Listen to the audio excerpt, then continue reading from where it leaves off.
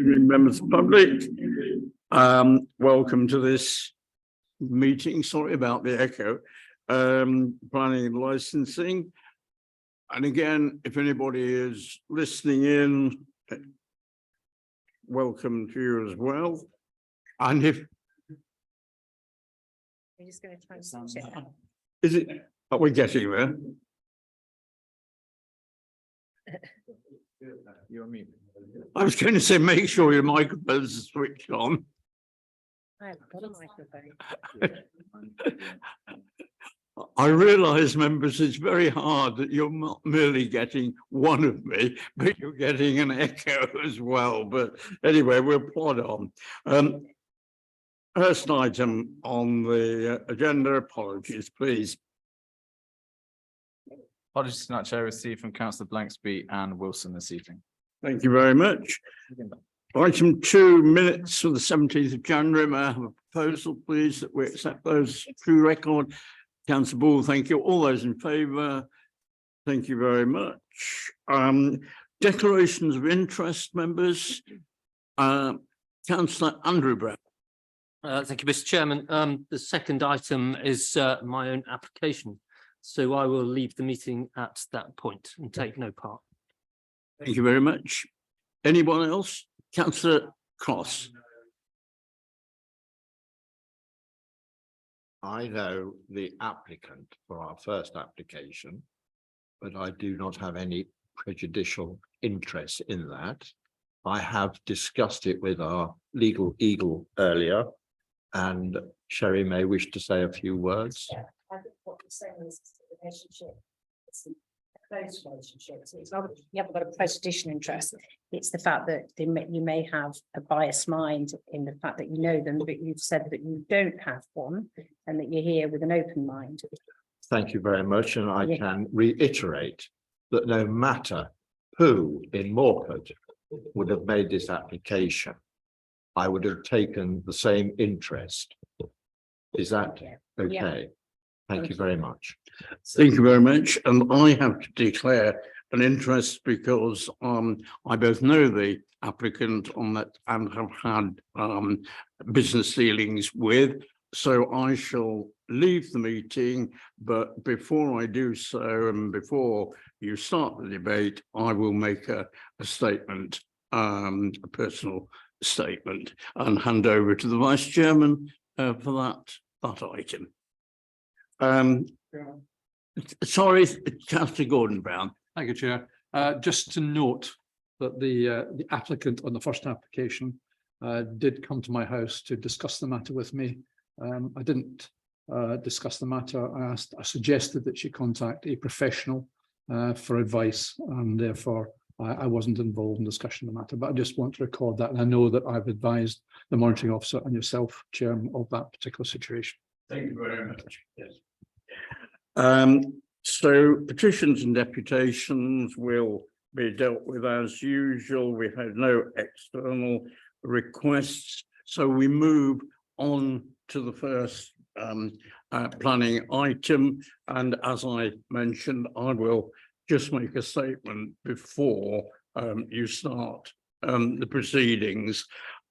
This, in all the time I've been on the planning committee, I don't think I've had such a complicated application to look at, whereby the vendor of the applicant's property is also a neighbour, is also developing another neighbouring property, and is also acting as the professional agent for the applicant.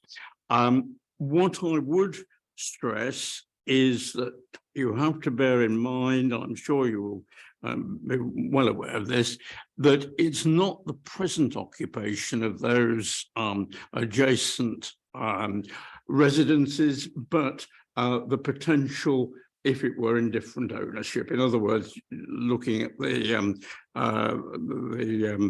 plan, not at the person.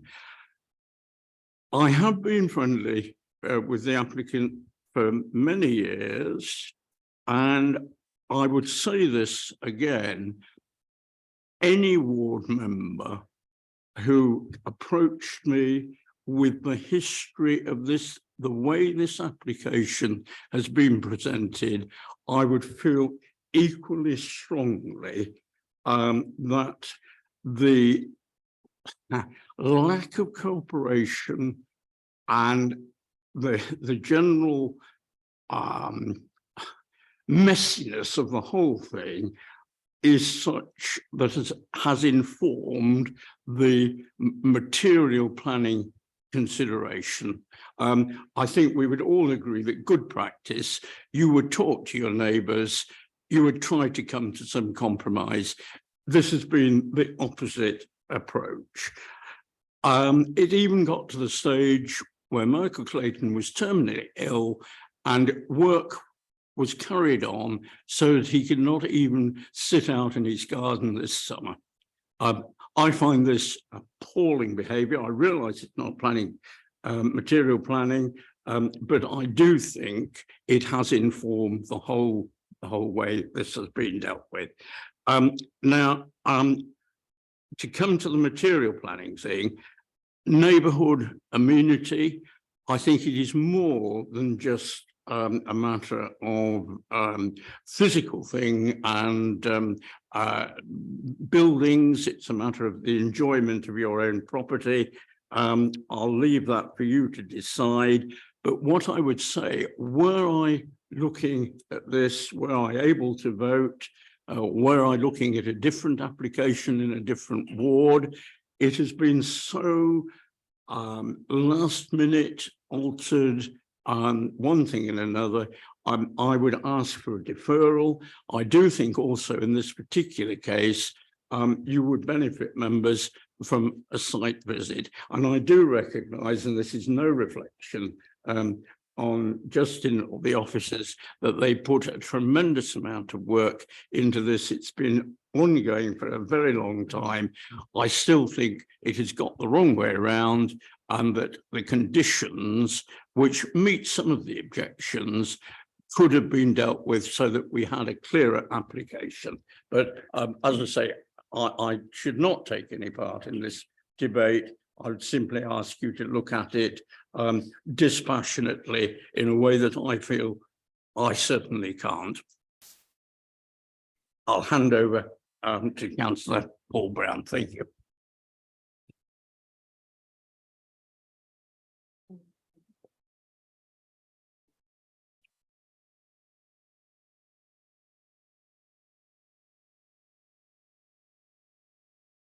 Good evening. We start off with Justin Johnson to present the application. Thank you. The application site is at Firdale House, 1 Willoughby Road in Moorcott, and the property and the site is in here. A better, this is an aerial shot showing the garden where the swimming pool is going, but a better shot is this plan. We have had a number of additional items from objectors, and also the applicant has submitted some amended plans. The amended plans are to effectively show an area of parking which they share. So this is Firdale House and this is their garden here. They share an access with Firdale stables and barns, and for clarity, they have now included that within the red line site boundary. There's also been certificate B has been correctly served because that's been included, but also because the proposed extension is being attached to this barn at the back, and that should have always been certificate B. So we've corrected that. So no material change in circumstances, but the plans have been updated to take account of that fact. The other point of amendment is the air source heat pump has been removed from the scheme, and I'll go into that more detail in my presentation. So this is the application. Again, the site, you can see Firdale House here, which is a grade 2 listed building, and the barns adjacent, Firdale Barns, are also listed. The wall around the building is also listed. You'll see in the report, there's been quite a lot of concern about the wall, and in particular, the wall to the north. So if I go through in terms of some of the key issues, the issue about the air source heat pump, there has been toing and froing from different consultants on behalf of the objector, on behalf of the applicant, and our own environmental health officer in terms of the type of noise assessment that had been done, and also the assessment. The environmental health officer was satisfied that the report and the way it'd been done was acceptable. However, what that report didn't take into account is that the building to the back here, the barn, which although not currently used for habitable accommodation, does have planning permission and could be converted to residential accommodation at some point in the future. It's an extant permission from 2010. Part of it's been implemented on the barns to the side, but not on this building. And the noise assessment did not fully assess the impacts on that barn. Given that the air source heat pump would be in the room, in the building abutting it, the applicant has decided, because of the concerns that were raised from neighbours, that the most appropriate course of action is to withdraw that element from the scheme, and they will now look to consider an alternative power supply to that, whether that be a gas boiler or electric. Should they wish to use a air source heat pump at some point in the future, they could still apply for that, but that would need to be dealt with separately and assessed separately. In terms of the wall in particular the wall to the north of the site, again, there's been structural surveys done on the report. The conservation officer, Fiona, who I've got with me today, has also been and had a look at the wall, and there have been a number of structural surveys done, and our own building control team went out and had a look at the wall. The assessment for the wall confirmed that, subject to the conditions that are attached to the permission, that the development could be done in such a way that it would not have an adverse impact on the wall. There were precautionary measures that needed to be included, such as not putting spoil up to the adjacent to the wall, and this shaded area that you can see here on the plan is a buffer zone where there should be no storage of mounding of soil, etc. There was also a condition in the addendum, I think it's condition 5, that talked again about safeguarding measures and details of how that would precisely be protected. So the assessment, subject to those conditions, it was felt that could be that the works could be done and would not impact on that wall. Notwithstanding that, the wall does need some repairs outside of the scope of this application, and there's a separate application for listed building consent to repair that wall, and that is the subject of a separate application that's currently being assessed and will be determined separately.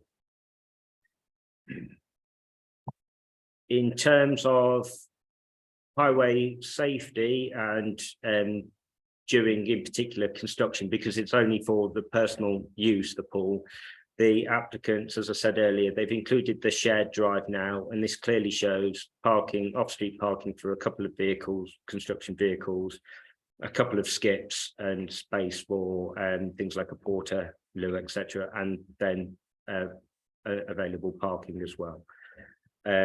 Again, highways have raised no objection to that, although there is, again, conditions requiring a construction management plan, a belt and braces approach, and not something that we would necessarily always do on a scheme of this scale, but because of the concerns from local residents, we have attached it to make sure that we have full control over the site.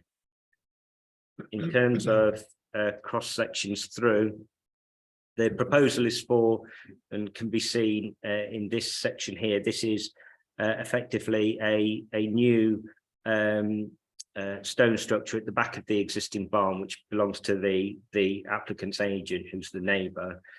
And that is this building here, which would effectively house changing rooms and the boiler room. And then the swimming pool, you can see, is dug out and again dug into the site. So the levels are where the level of the existing grass is, with the pool cut into the existing levels. And I think so. You can just see the pool is in here. We have a neighbour to the north, who I think is here today and will be, or her agent will be speaking on her behalf. Separation distances there on this. I think we have, if I just zoom in, I think it places, you can see this is a 3 metre buffer zone, and then so it's approximately about 5 meters to the wall. Just zoom out.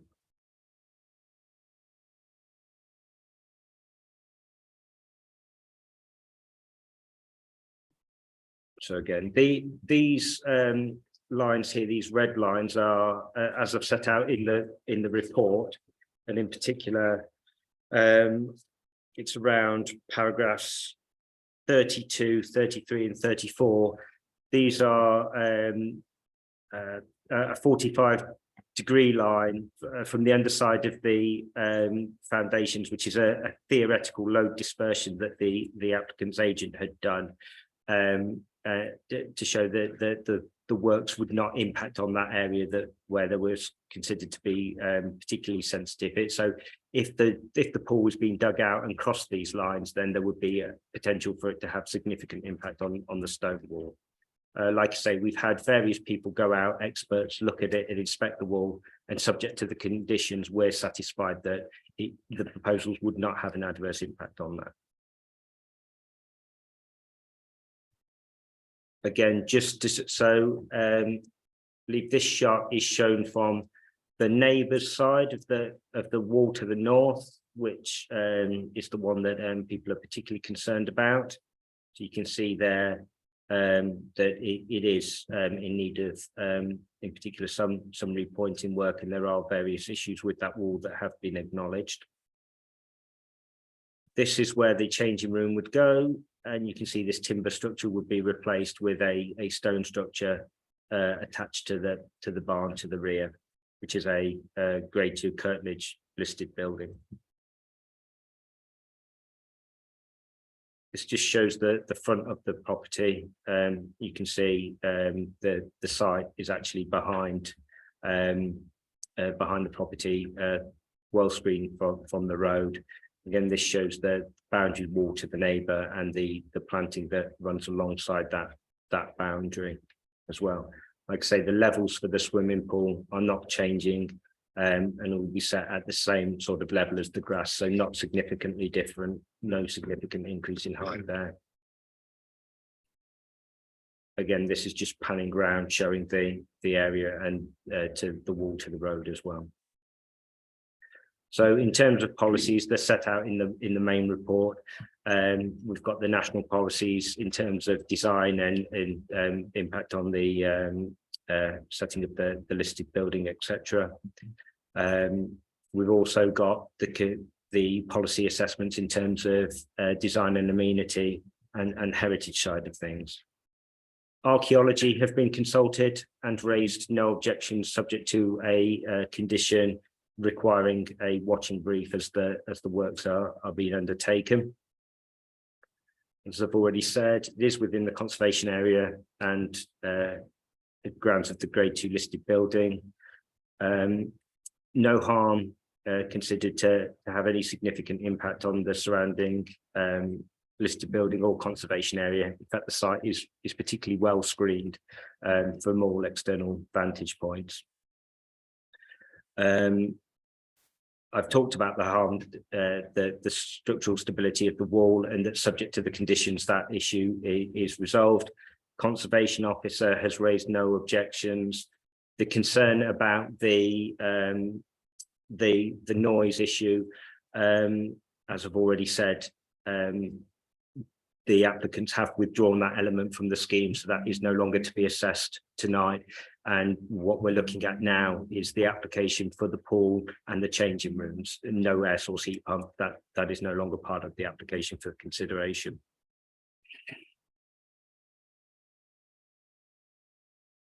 So subject to the imposition of the conditions which are set out at the end of the addendum on the last 2 or 3 pages of the addendum, the application is recommended for approval and considered to comply with all relevant policies. Thank you.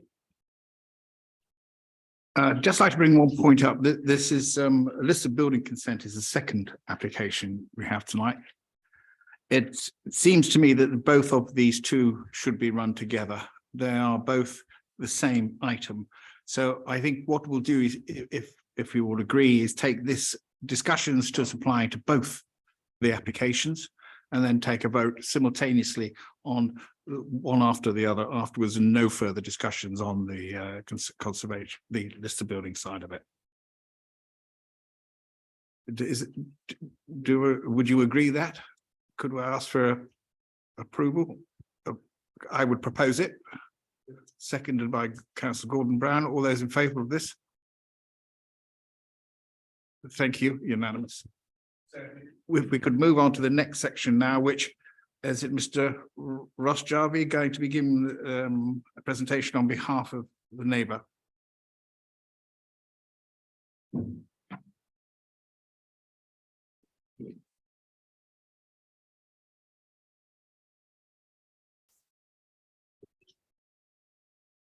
Good evening. Good evening.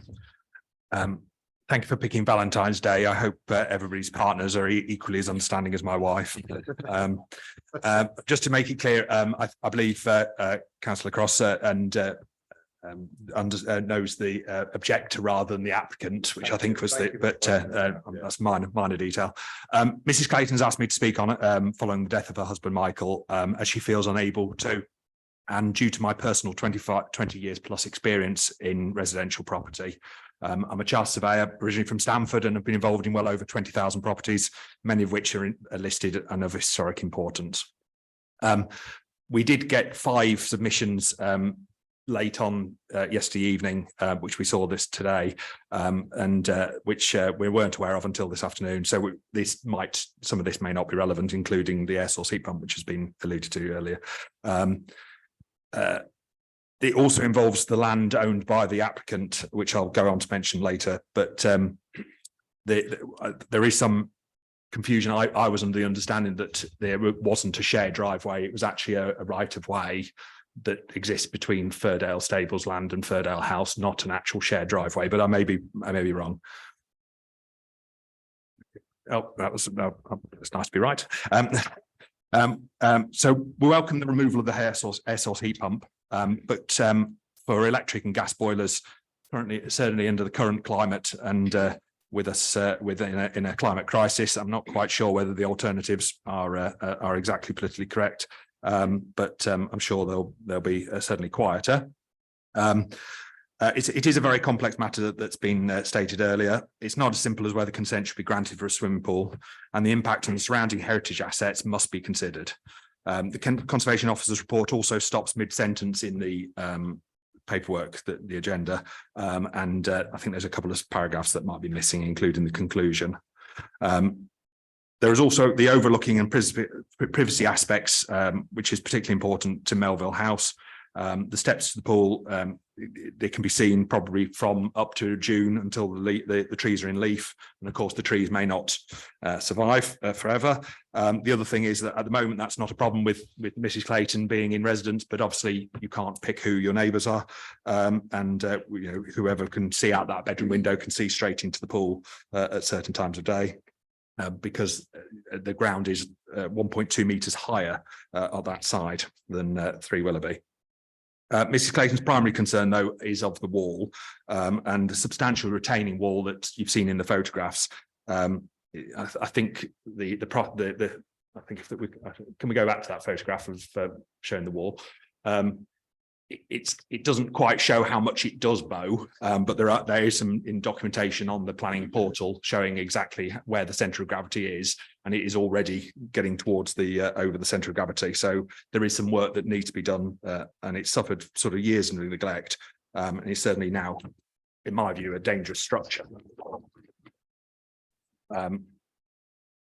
As we all know, if anybody's ever dug a hole in soil in Rutland, that just because you've done test pits nearby doesn't mean the subsoil is anything like it when you start digging nearer. So I understand there's been test pits done on Mrs. Clayton's side of the wall to try and predict what the soil type is like on the other side.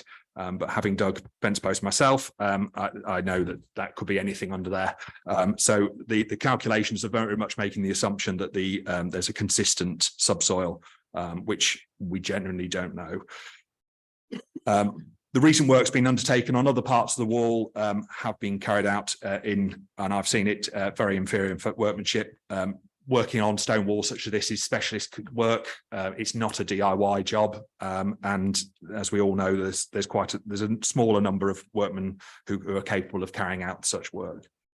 There are 4 stone walls that have fallen down around Moorcote, one within 25 metres and 10 feet high. That wasn't even retaining. This is obviously holding back quite a lot of soil, and the drainage that the pool may alter the drainage field, and will be an issue. Many of the solutions that have been to the concerns have been suggested using Peter Wilmot's property next door, who's the agent.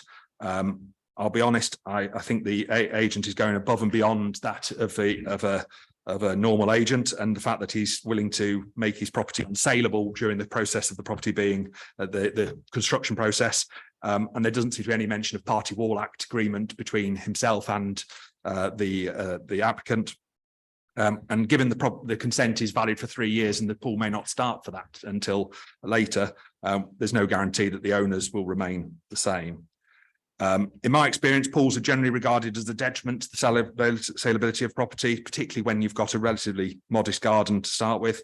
And so there has to be some consideration to the inevitable decommissioning and it being filled in, which we'll have to go through this whole process again regarding how best that can be undertaken and the impact on the subsoil. Ferdale Bounds may not be under the same ownership at that point, and as I say, I believe it's only a right of way, and it's not a legal. Even the current arrangements isn't a legally binding agreement. Whilst we appreciate there is likely to be a reluctance to refuse the consent out of hand due to the inevitable appeal, and we would urge the committee to ensure sufficient conditions are placed to protect both the heritage assets of Moorcote and the continued enjoyment of neighbouring properties. In the high density central part of the village, 16 properties are within 50 metres, and at the very least, the wall needs to have been repaired before any diggings undertaken externally, and there's constant monitoring either by the conservation officer or a qualified surveyor. I think that's probably less than my 6 minutes, but thank you very much for your time.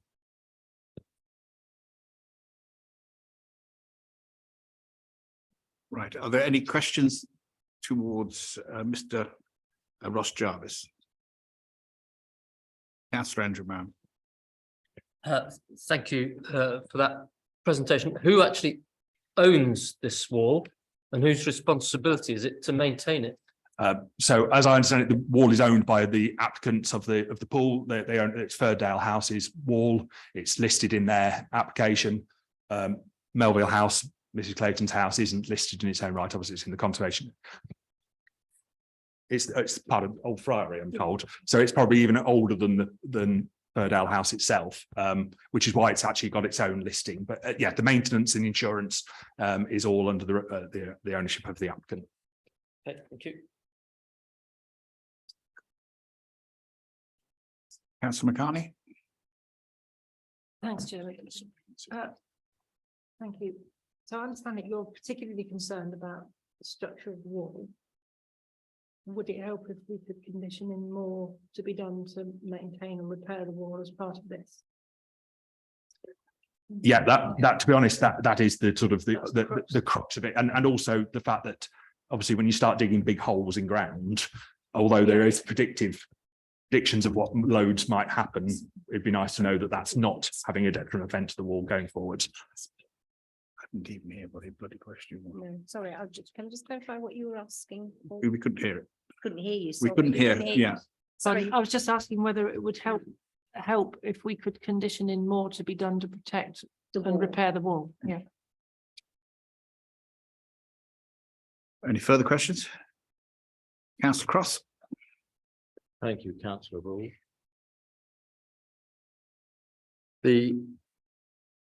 You've mentioned heritage assets, and as we look at this wall and learn more about its age and the importance, but not only that wall and the other walls around Moorcote Village, the conservation officer, the way I read the report, was okay with the report. However, I believe the officer wanted some full surveys done on all of the walls. To my mind, that makes me believe that the conservation officer would be worried about the impact of this excavation on these important walls. The walls will be subject to a planning application at a later date, I believe. And although we may place conditions upon the current applications plural, it is rather like putting the cart before the horse. Because once excavation starts and damage then materializes upon any of the surrounding walls, it will be rather too late to make good. And I am sad. In fact, I'm saddened that these applications are being taken before what I and possibly the conservation officer considers to be a more important application on looking after these walls. Would you sort of agree with my layman's summary of the? I couldn't put it any better, really. Yeah, it's quite unusual in my view to have a wall that is deserving of its own listing, which this is. And I would have, if it'd been my wall, the first thing I would do is make sure the wall was in good order before I even attempted to tamper around the ground around it. So yeah, I agree entirely that if the application had been in the reverse and the wall had been repaired and was in a sparkling condition, as sparkling as 400-year-old walls can be, then I would have thought that would give us more confidence that going forwards that we could also monitor the wall, because once you know the wall's in a good condition when you start, it's a lot easier to maintain that good condition. Whereas if it's substandard to start with, it's very hard to tell whether it's getting even more substandard, if that makes sense. Thank you. And I believe within here, this report on page 13, number 6 there, there should be daily readings during constructions to include trigger values, which if exceeded would halt work. Now, if there is a need for such trigger warnings, is that not itself a warning? Yeah, absolutely. I mean, the fact that, you know, Mrs. Clayton could be sat there having her morning coffee and the trigger warning, I mean, whether it's being monitored daily, at which point in the day they decide to measure it, it could be too late, and the walls could have, on an extreme, and I'm not suggesting, I'm not trying to scaremonger, but on an extreme, it could collapse between one inspection and the next, which is a bit late to cease works. Thank you. If I may intervene here, there is an application that came in 2 weeks ago. And it is under 2023 0073, which is for the wall to be attended to. So there is an application pending now. Thank you, Mr. Chairman. Now, that is quite interesting. Therefore, we do have an application. We do. For these walls. And yet, again, I think we actually put in the cart before the horse. Well, at the moment, I have no further questions. At the moment. Thank you. I'm obliged. Councillor Ball. Thank you, Mr. Chairman. If I may, I've just asked for some officer clarification. And that is regarding, what I understand is the pump room. We saw a grey wooden structure which is going to be removed. And a stone structure is going to then be built as the pump room in its place. But it's abutting or will be keyed into a listed barn. Can we please explain how that listed barn is being protected if we are keying in a new stone build structure to that? I don't rest easily with the protection of the barn as the listed building, and yet, if you like, changing its structure by adjoining or building in or keying in a new stone structure. It's quite common. There are many listed buildings all around the county where we've allowed such works to extend, alter, amend. The question is the work that being done going to be detrimental to the reasons for the listing of that building? Now, the barn at the back there is not listed in its own right. It's a curtilage listed building because the buildings around it are listed. Where the extension is going is not visible from any public vantage point, and provided the work is done appropriately, it will have no harm on the interpretation of that heritage asset. You will still be able to interpret it as a barn associated with the buildings surrounding it, and you will still be able to clearly see what were the original elements of the building and what is a tastefully done single-story modest extension to the side. So no different to all manner of applications, in particular for barn conversions and things like that, where we allow significantly larger extensions than what's proposed. So I don't think that would be an issue at all in this instance. May I just ask a supplementary? Mr. Chairman.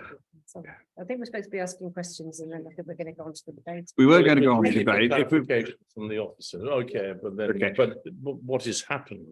We have had some information. I think part of this committee are a little at a disadvantage, and I'm pleased you allowed our gentleman to go on a little longer, because I think we are at a disadvantage by late emails coming out to the committee today. I have been out of Rutland for quite a part of the day. I have not had the opportunity to read those emails. And that, I think, does put this committee at a disadvantage. But my last question, well, the supplementary is, what conditions have we put on the materials of this new build? And you say to make a good job of it, so that we're going to, it is going to be simple. I'm sure you read all the details. Not that particular part. For clarity, they've been updated and at the end of the addendum, but condition 3 requires samples of the stone, details of the coursing of the stone, details of the mortar mix, roof material samples. So all of those things that you're talking about are fully covered. Right, any further questions? Do we have? Sorry, I know I didn't use quite all my 6 minutes. Could I just mention one last thing? Although I accept what the gentleman's saying about the fact that we get offers to extend properties all the time, it's quite unusual to ask somebody to attach to your neighbour rather than your own property. I don't think that's quite as common. I think most neighbours of listed buildings would be quite horrified if they thought that their neighbour would be attaching to them willy-nilly without Party Wall Act agreement. So I don't think that's quite as common as extending your own home.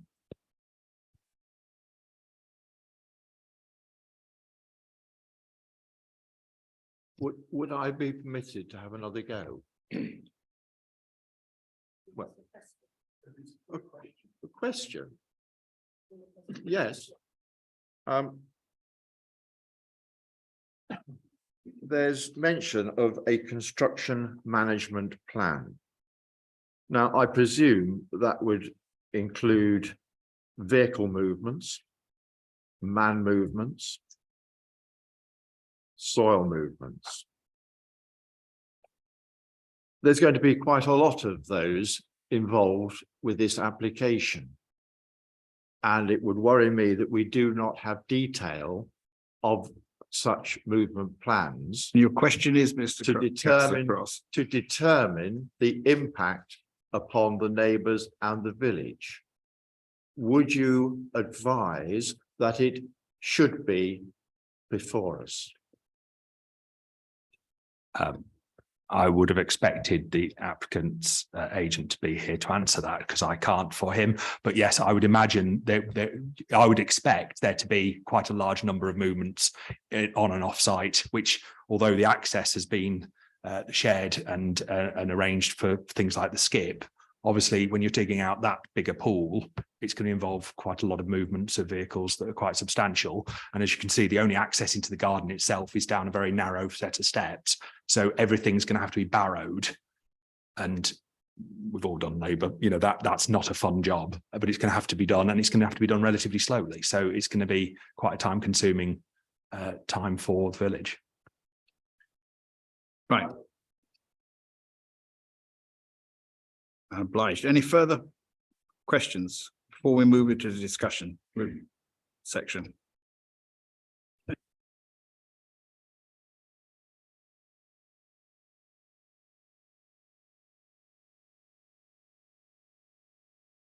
I would ask that we move into the general discussion section, and I'd invite comments.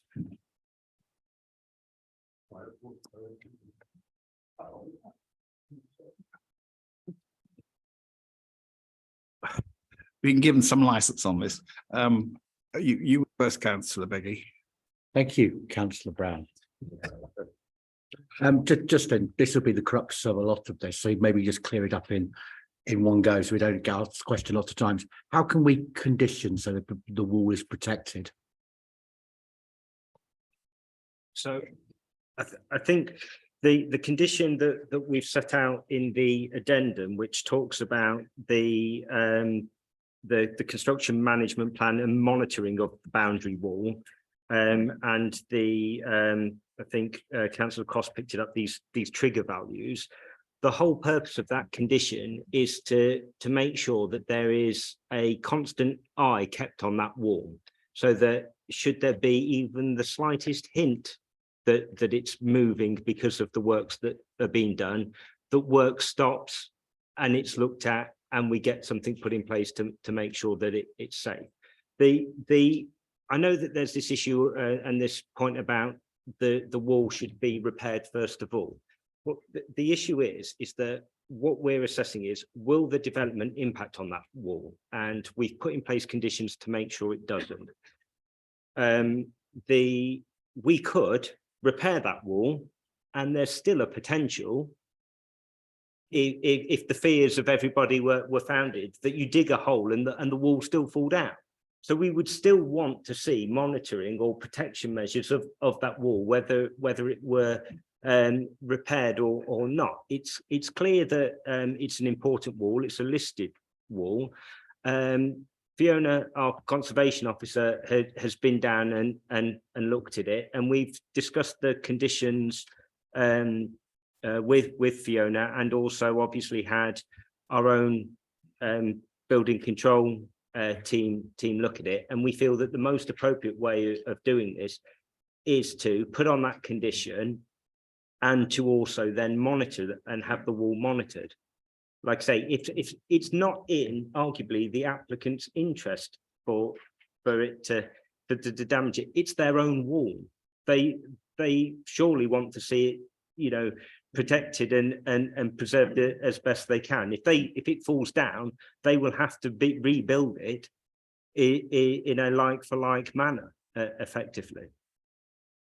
Can I say a supplementary? Can I ask Fiona's point of view on the wall and how she sees it, and does you concur with what Justin was saying?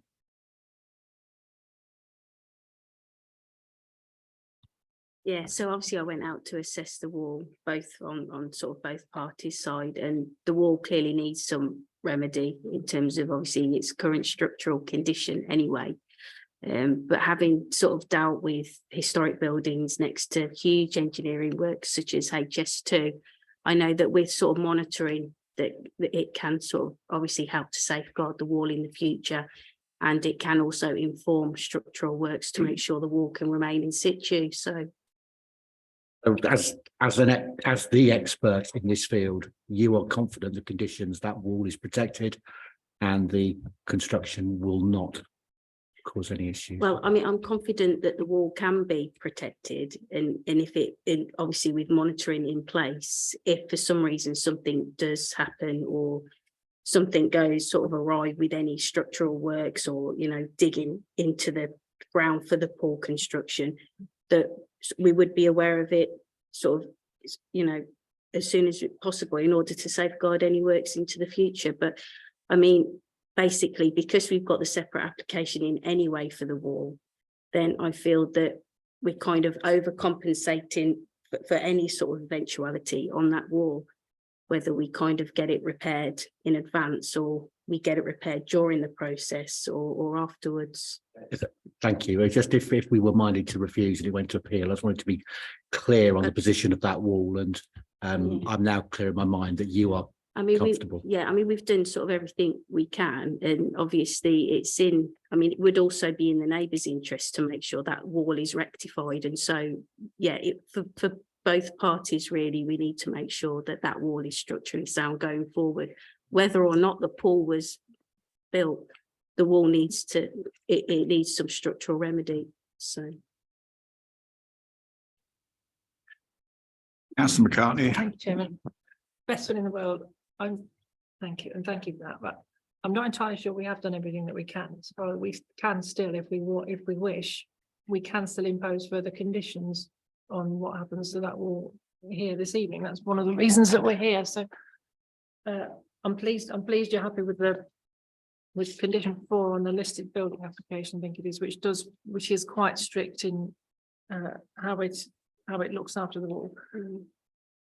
Is it appropriate, and this is difficult because we have got another application coming in for the wall, which I don't know all the details of, but is it appropriate to try to ask that something is done with this wall now prior to work commencing on the swimming pool? And is that something that I'm just thinking about the deputation that we had and and the way it clearly affects the neighbour, whether that's something that would put everybody's minds at rest a little bit more. Can you just do a little bit? I think we could put something in, couldn't we, to say that they've got to look at the wall first. I mean, if Sorry, Justin, I'm Yeah, on the I- spot there. I don't know what this, what is the application for the wall? Because That- we didn't know what we talked So, about. so, that's just so very clear. the wall is to make repairs to the boundary wall to the north and to, I think it's the east. Sorry, is it the west side? Sorry, I'm losing my orientation. So it is. So we have an application to do works to the wall. I suppose the question for me would be, is it reasonable to insist on the works to the wall being done first? The evidence that we've got at the moment is that actually, if they put in the monitoring of it, it doesn't need to be done for the pool. And therefore I question whether that's reasonable or not, and whether the appellant could potentially appeal against such a condition if they wanted to. I think the fact is that obviously we're aware there's an issue with the wall. It's clear that in my mind that the applicants are proposing to do something about it, because they've actually put in the listed building application to do the works to it as well. And like I say, you know, we're seeking to protect it. I think we've done everything that we can there.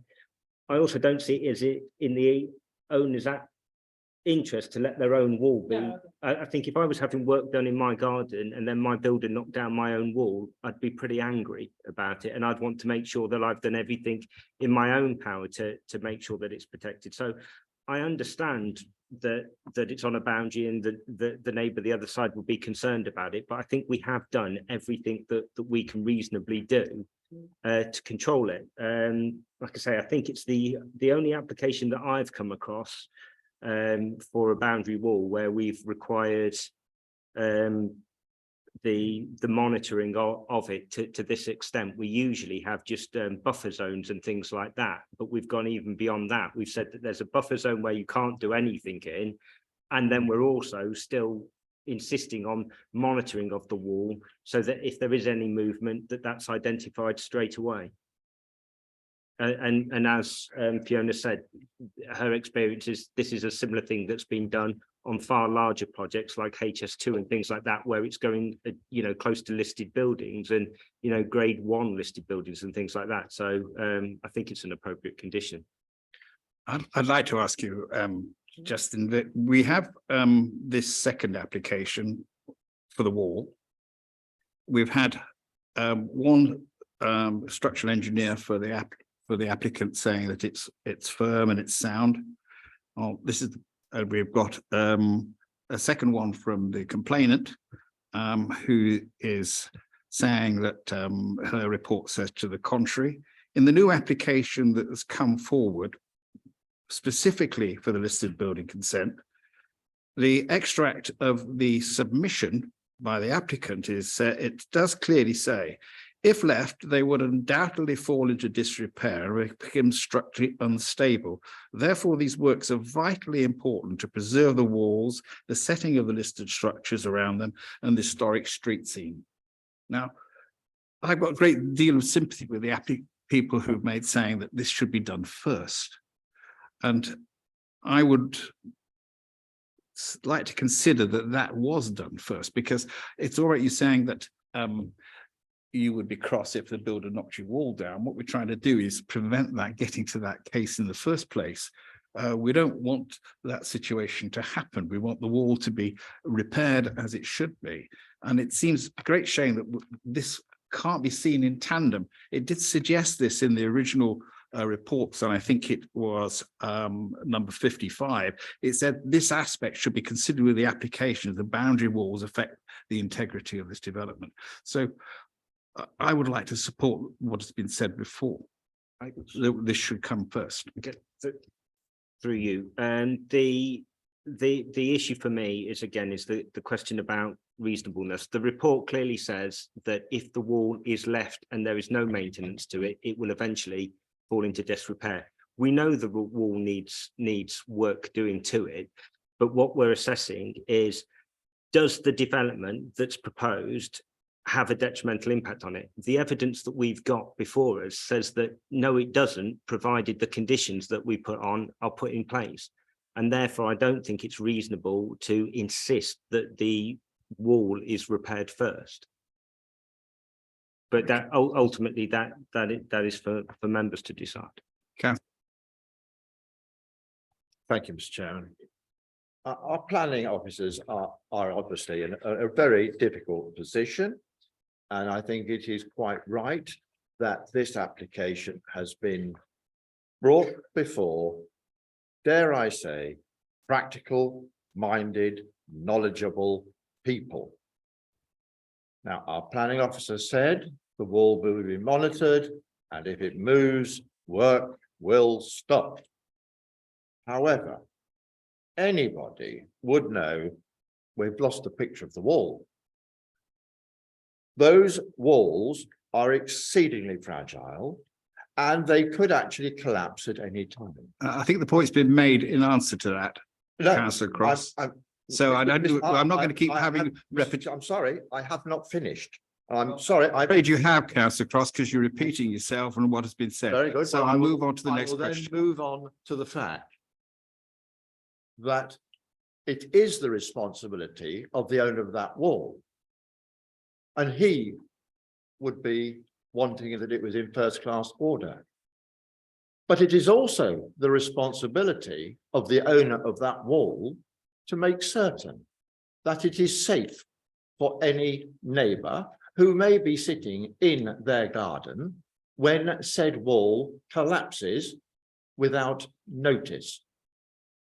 And that was going to be my point, Mr. Chairman. So I'm sorry if I got at you a little bit. I'm but it was obliged quite to you for your important comments. that I'm afraid safety does come first.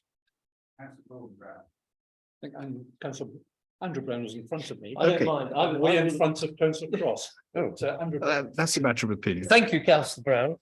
I will, you'll be delighted to know, Councillor Brown, that my question has nothing to do with any walls. I just wonder, because I don't know much about swimming pools, but they do, I assume, need to be emptied on occasion for maintenance, cleaning, whatever. And there's a significant volume of water therein, which is laden with chlorine, bromine, and other contaminants. Does that water go into the sewage system? Is that allowed? I don't know. Or does it have to be taken away by a specialist contractor? You've got me there. Yeah, I think it generally gets connected to the mains as how they're usually done. That's my understanding. I believe Chairman. Councillor Brown has an answer to this I question. can give you an answer to that. Having a swimming pool in my previous home. You normally get a request from the Water Authority to give them notice before you remove water from your pool into the sewage system, so that they are aware of it coming. And that's a normal requirement. So there's a condition from the Water Authority onto the operator. Thank you.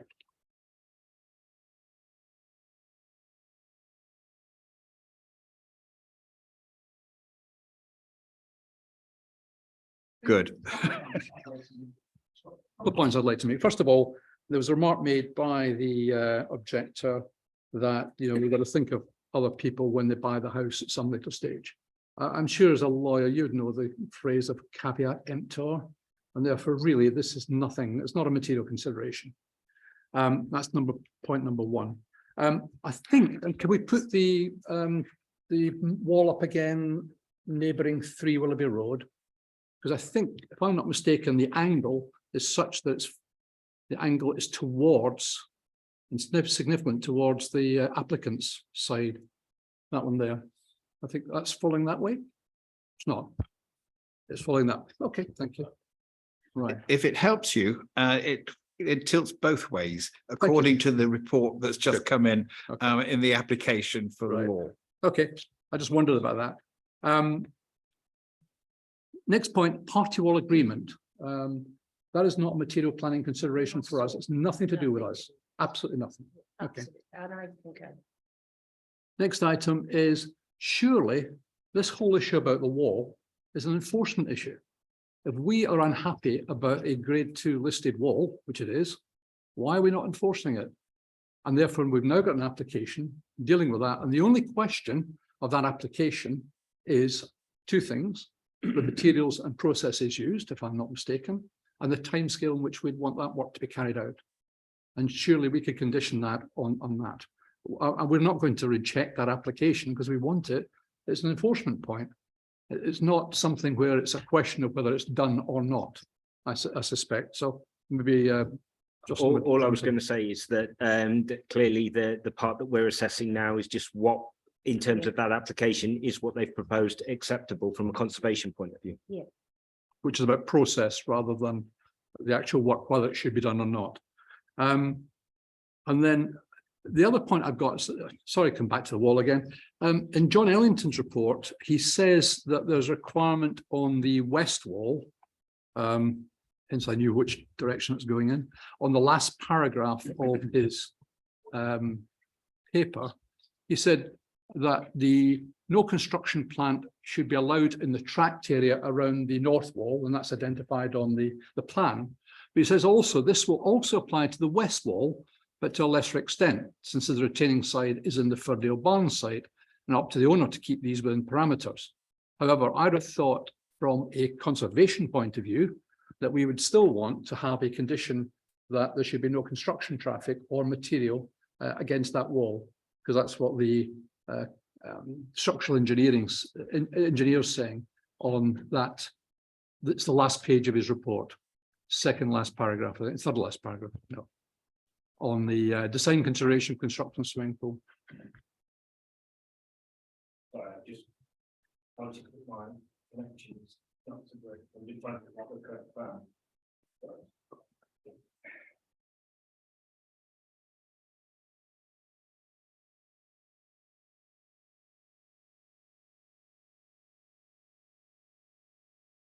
Second last page of the Yeah. report. Yeah, I think you're right, that we could ask for that area to be shown on that. Yeah, because that clearly that should be another area that's Yeah. carefully monitored to make sure that there's no construction traffic there. And it shouldn't be, because it should all come from the other side. So that was that. And I think, yeah, that's all I have. Thank you. You want to propose a wording for that condition? You're quite happy to. What Justin just said, that we would add it, or ask the applicant to add it to that plan. Okay. So there's a modified plan showing the west wall having a gap, similar gap for no construction equipment or loading of materials. Yeah, I think what we'd do is we'll get this area here and indicate it down here so that there is nothing. Yeah. Don't know what's happening there. Yeah.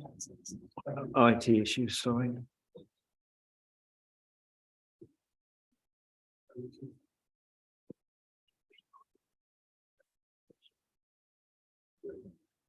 Before I turn to Councillor Cross again, is there anybody else who would like to make Yes, a, Councillor Dow? I know this isn't a question for this tonight, but with the application or the withdrawal of the application for the outside pump, if in 2 years' time they wanted to reapply for it, how much strength have we got?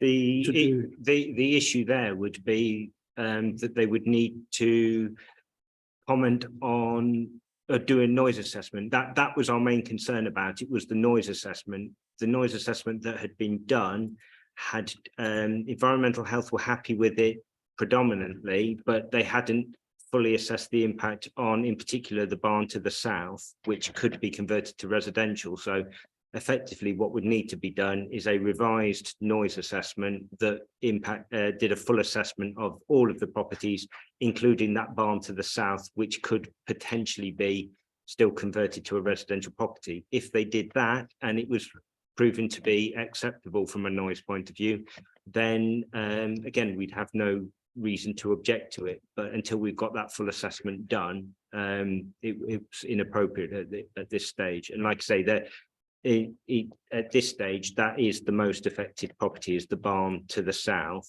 It's not in residential use at the moment. I think it's used for storage, but like I say, it has permission to be used for residential. And I think there were bedrooms and a room directly backing onto this.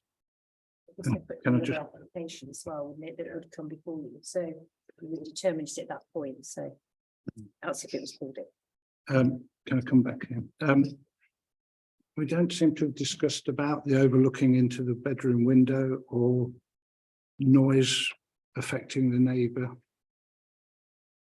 So in terms of those points, I did say in my presentation that the levels are effectively not changing from what they are at the moment significantly. The pool is being dug into the ground, it's not being raised up.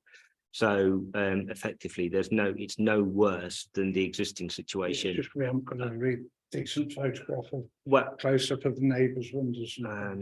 so I'm just bear with me, I'm just going to close this document down and try and reopen it, because just having some problems with that. But the issue would be not so much that the applicants would overlook. It's more a case of the neighbour.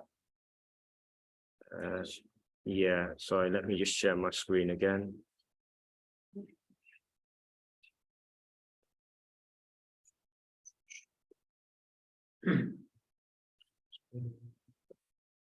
So the issue would be is that arguably the neighbour from this window can already look down into the applicant's garden.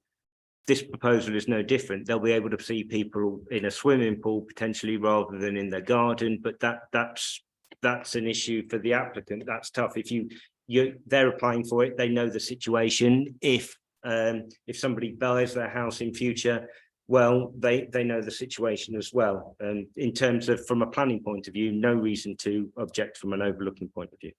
Thank you.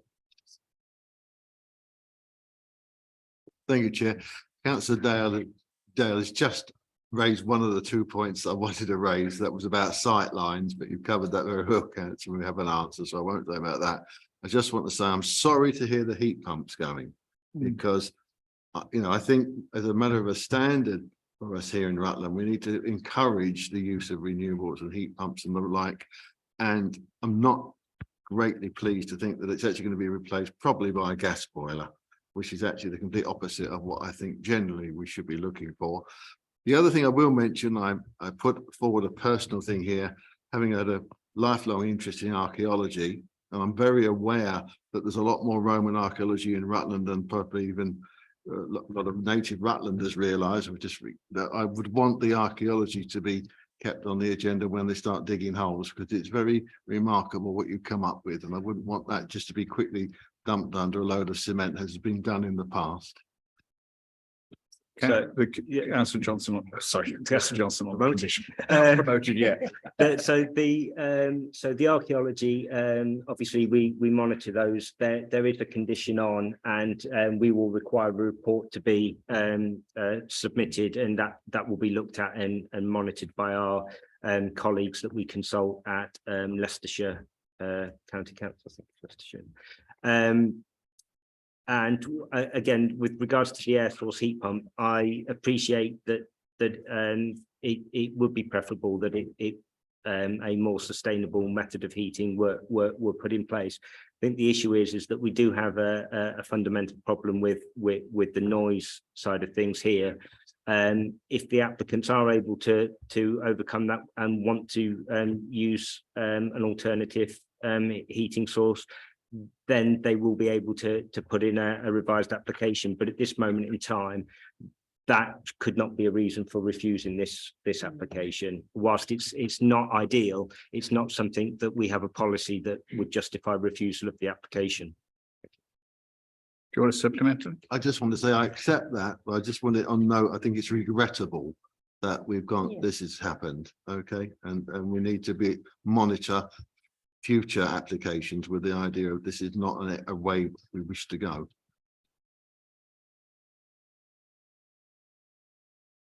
Councillor McCartney. Don't want to labour the wall, and this is the last thing I'm going to say on the wall. I promise. Walls like this, and I've got several like this on my own farm, often they are retaining walls and often have earth heaped up against them over the centuries as building work goes on, but they are not tied into that ground. Would it be a good idea if this might be seen as the appropriate time for that wall to perhaps be anchored back to the ground, which is higher than the ground level on this side?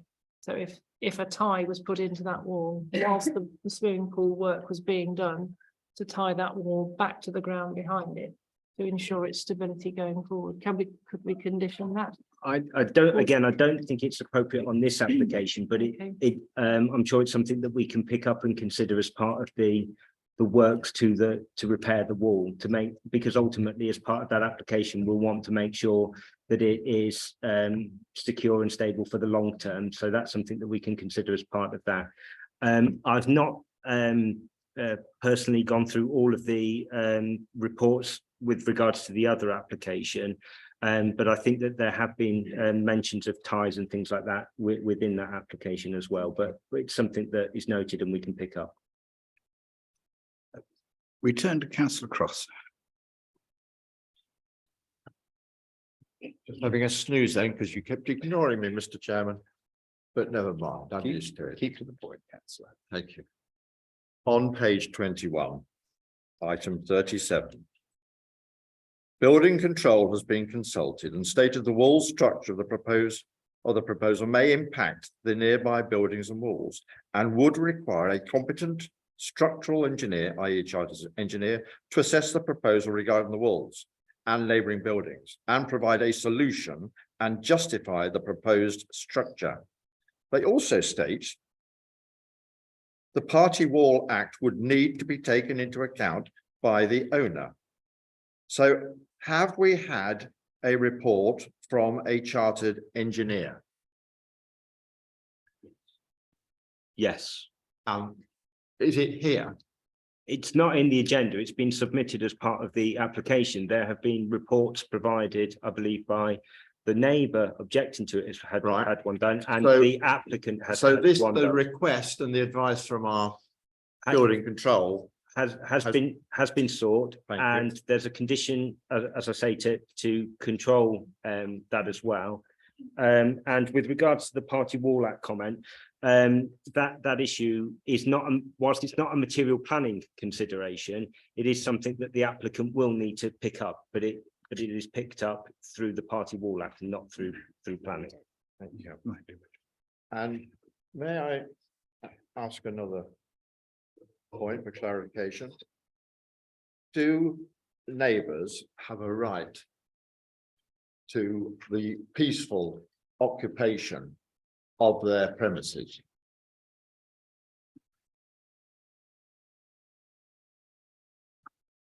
Noise and disturbance would be, is a material consideration of the planning application. In terms of, with any application, the primary noise from this would be during construction, and there's construction management plan conditions on to deal with elements around delivery times, things like that, and hours of work, etc. And then you know, there's the use of the garden, but it's a residential use. It's not being used for any commercial activity or anything like that. So it's a pool in someone's residential garden. Again, not a reason to warrant refusal. So yes, they do have a right, and it is something that we have to take into account. But I don't think there's anything in this application that again warrants refusal on those grounds. But the use of the swimming pool by children and their friends could have a serious impact upon the quiet enjoyment of the neighbours. Not to an extent that we could refuse planning permission for it. I'd also point out, I think that the neighbour, the applicant's agent, has a swimming pool in their garden. Again, it wouldn't be something that we would refuse an application for a swimming pool on if it was just being used for their domestic use. Thank you.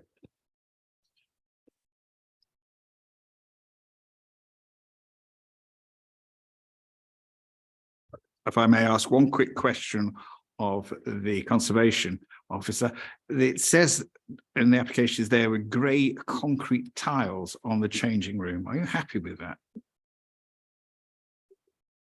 We would have to look at the materials and take those into consideration. So I wouldn't necessarily be happy with that, but again, we can fully assess the materials. We have a condition, a separate condition that requires details to be permitted. Yes, but it did actually say in the application that it would be grey concrete. It's as the conservation officer said, probably not something that we would accept, and we'd look for something that's more in keeping with the adjacent. Okay, I think we've had an hour and a quarter on this, gentlemen, and councillors. I think we need to move towards the resolution. I would therefore invite the decision, bearing in mind Councillor Baines's view that he would ask for a deferment if he was here. Do I have any propositions from the floor? Mr. Chairman, can we take into account anything that Councillor Baines said, because he's withdrawn from this application? Oh, sorry. Can I it's just to clarify, Councillor Baines was just obviously speaking as he would as a ward member. So that was what he said. So obviously when you say, can you take into account anybody who speaks as the applicant, you would take into account. Having said that, I will caveat that on the basis that I think a lot of what Councillor Baines did talk about were material planning considerations in all honesty about, obviously, I think it was to do with the applicant and how they've conducted themselves, which obviously isn't something that you can take into account.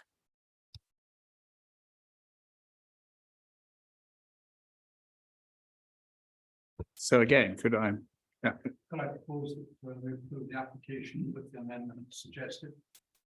Noting that there will be an application for the works to be revealed. And the areas of opportunity. If we can put something strong on that in. It is an informative. Put that in as an informative. We could add that as an informative, couldn't we? That we could do that. We need that second in, yeah. do I have a seconder? Councillor Andrew Brown.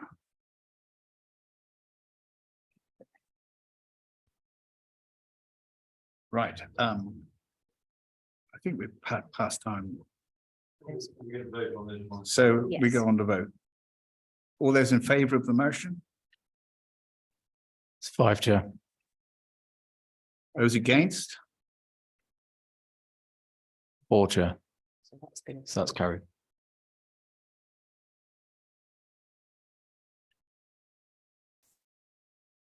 Just clarify. Just. Oh, sorry, Yeah, yes, so yeah. we go on to the list of building consent.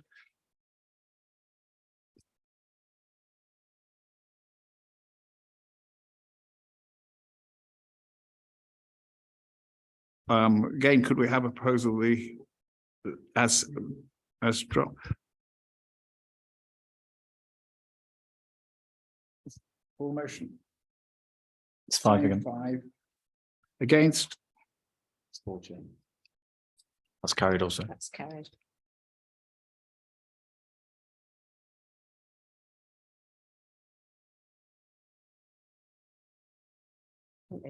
What? Can we just clarify that? Just to say that they've been approved. Who to? I think they know. I think they're mad. Yeah.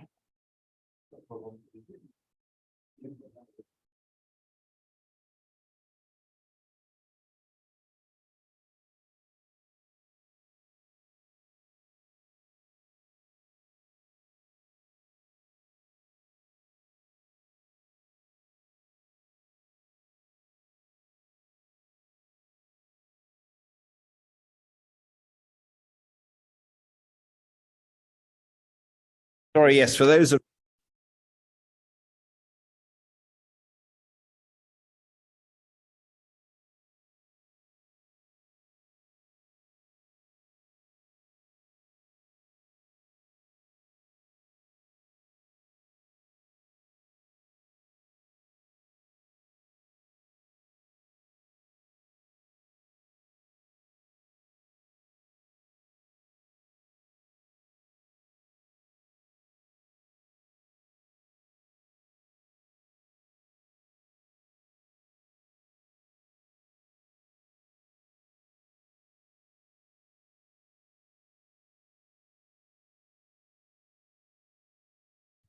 Right, thank you very much indeed, Mr. Vice Chairman.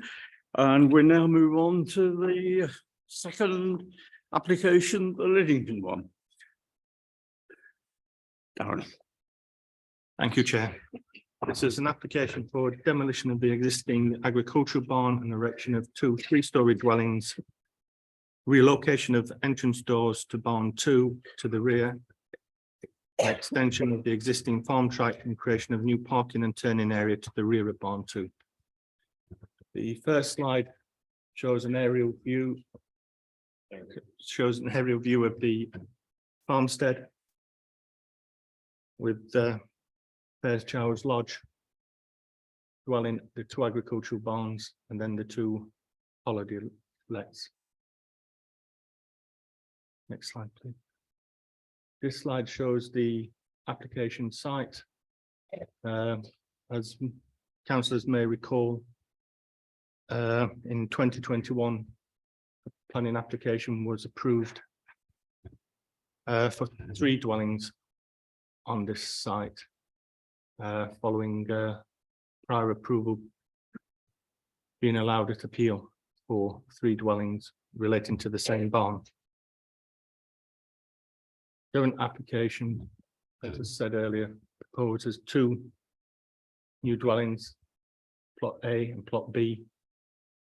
And the extension of the farm track down the side of the existing 2 barns to the rear, with the new entrance doors being put on barn 2.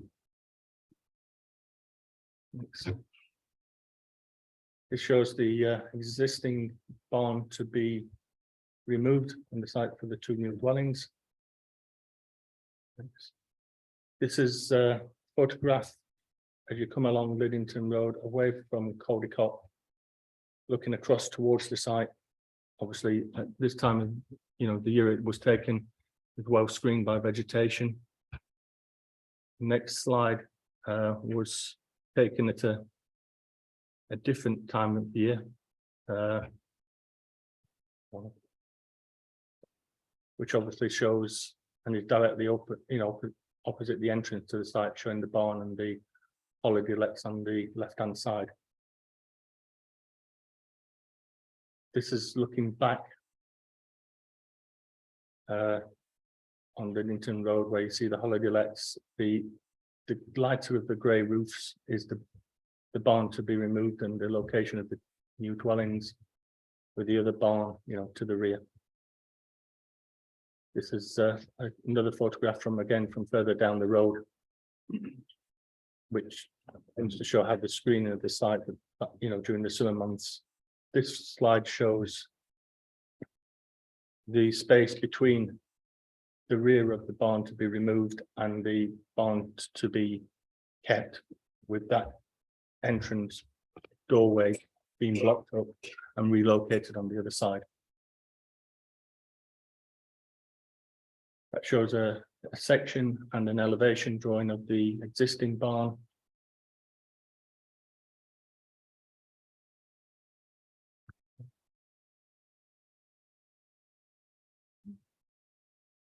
Those showed more elevation details of the existing structures. This slide shows the plans that were attached as your appendices for the elevations for plot A. Slide shows the elevations for plot B.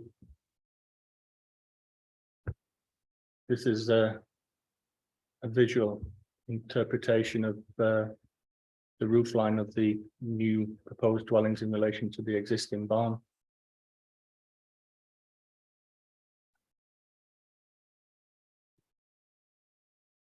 So the main issues from a policy aspect, principle of development on the site for residential has been established by the Class Q prior approval granted at appeal, and the planning permission for 3 dwellings, the reference number 2021-0672. The design of the 2 dwellings in the current application are considered to be a visual enhancement over the approved previous schemes, with no adverse impact on the open countryside or local amenity. On the ecology side, the barn to the rear has got 2 owl boxes on. Following consultation with the senior planning ecologist, confirmed that there's no impact with the relocation of the barn door on those owl boxes. To conclude, it's recommended, the application is recommended for approval, subject to conditions and completion of a legal agreement. Thank you. Thank you very much, Mr. Mabry. Members. Just one quick question, Darren. Have you got the picture of the site entrance?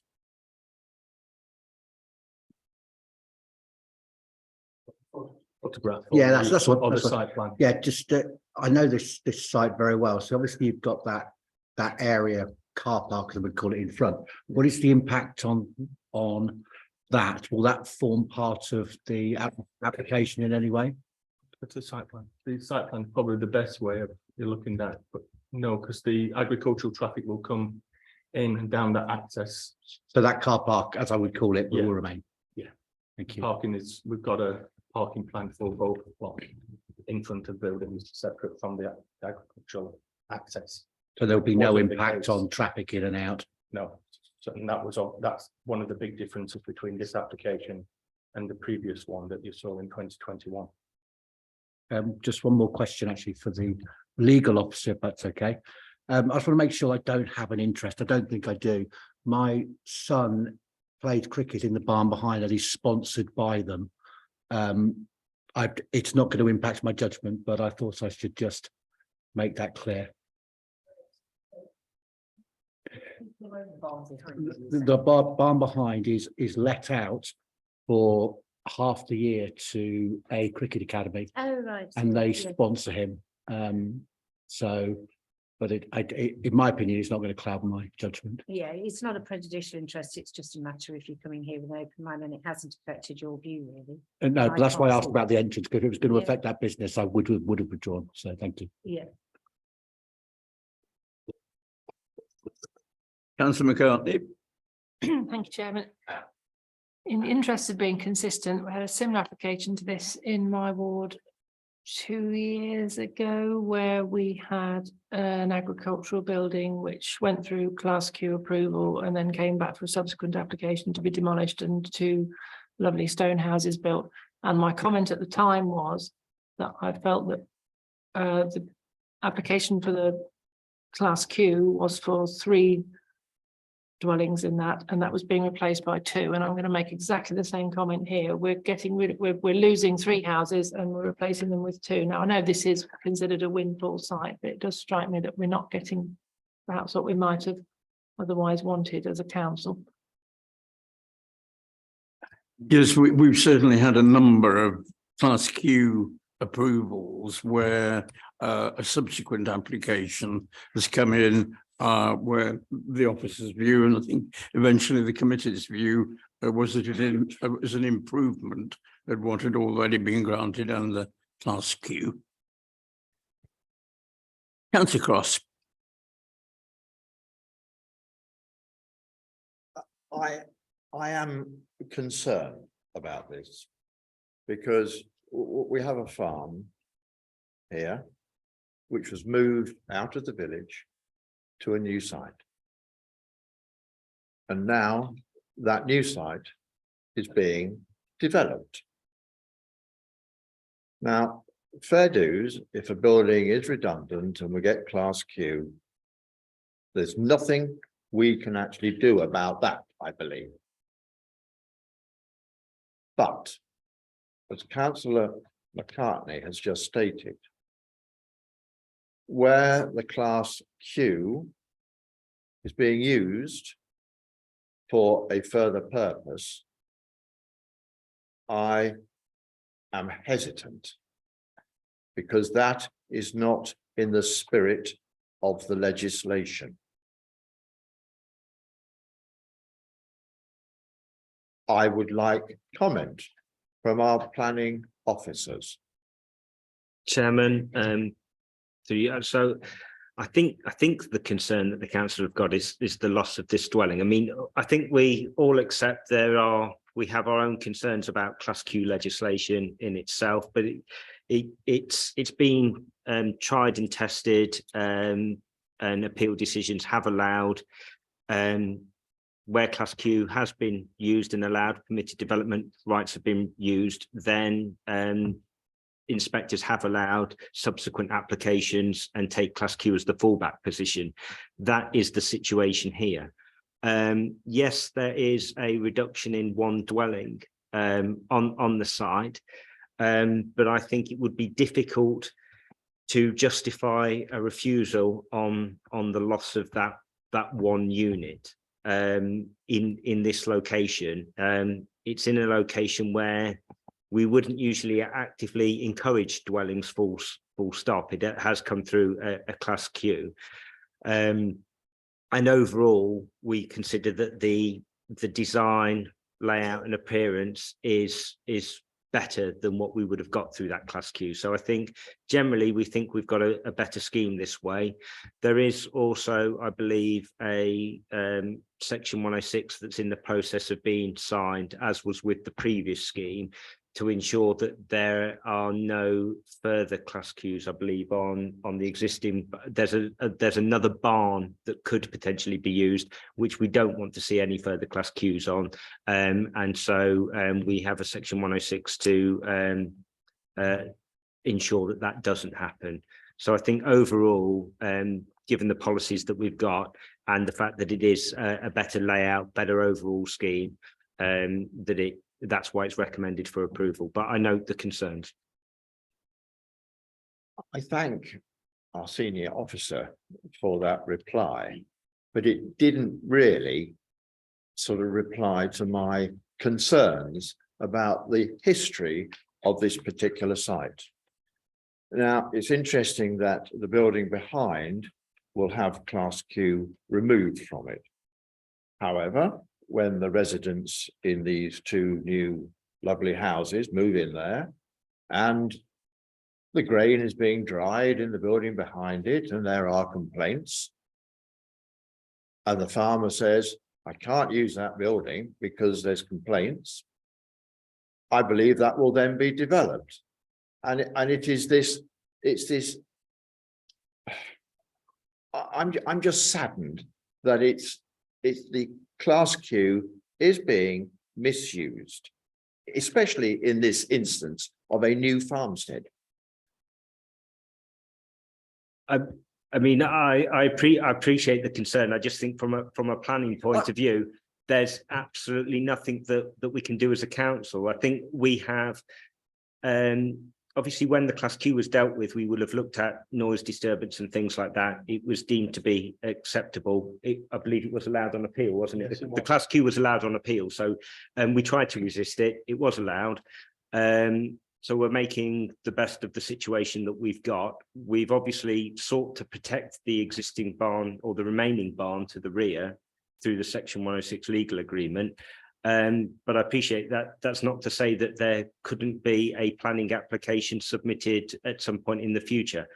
What I would say with that regard is that would then be subject to the relevant policies in the development plan, and they would seek to probably resist residential development in the open countryside. So I think it's something that we could resist further on the grounds, but fully understand where the council is coming from. No, I thank you for the reply.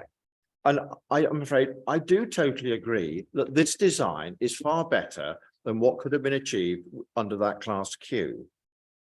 But it's not always, to me, the right way of doing things. And I'm slightly saddened, but there we are. But I've had my say. Thank you.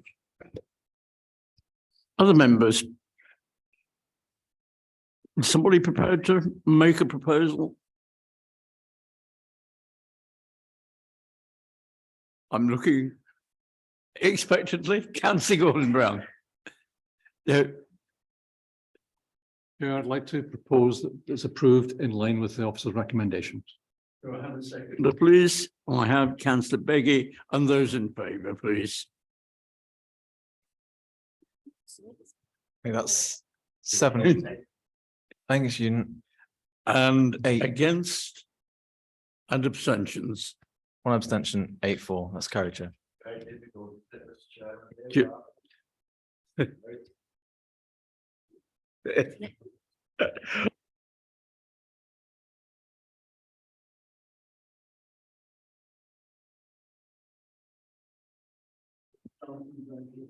Thank you, Chairman.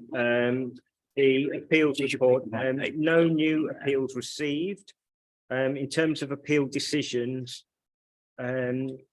the land east of Cemetery Lane, Manton, that was an application for the retention of building as an art studio. I think it was approved as a stables, and then the applicants had effectively sought to use it as a art studio. We've been successful and that appeal has been dismissed. The next one was an appeal for some replacement windows. Again, And this is, well, you know, we've been looking at this, and this is another one that we're taking into account, which was just trying to see where the site for this one was. Oh, this is at 22 Burley Road, Langham. That appeal was allowed for those windows. Also the enforcement decisions that we've had, you'll see there are two at the bottom of page 64, both at the site at 52 Burley Road. Effectively there, the planning inspector concluded that the area of open land that we considered not to be residential garden, the inspector found, in their opinion, it was residential garden, and therefore, I believe two of the buildings were therefore permitted development, and the third one, although not permitted development, the inspector felt should be granted planning permission, and so we lost that appeal, unfortunately. So that is the end of the appeals. Councillor Beggy.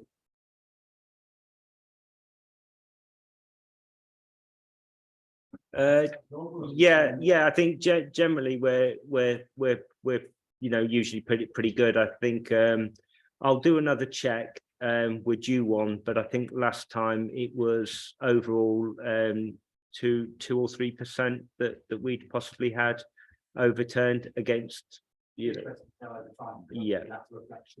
Yeah, well, it's something that we do monitor closely. The trigger point for if more than 10% are overturned, then we can be at risk of becoming a standards authority. I don't believe we're anywhere near that, but I will do the calculation and circulate it round to members so that you've got an update.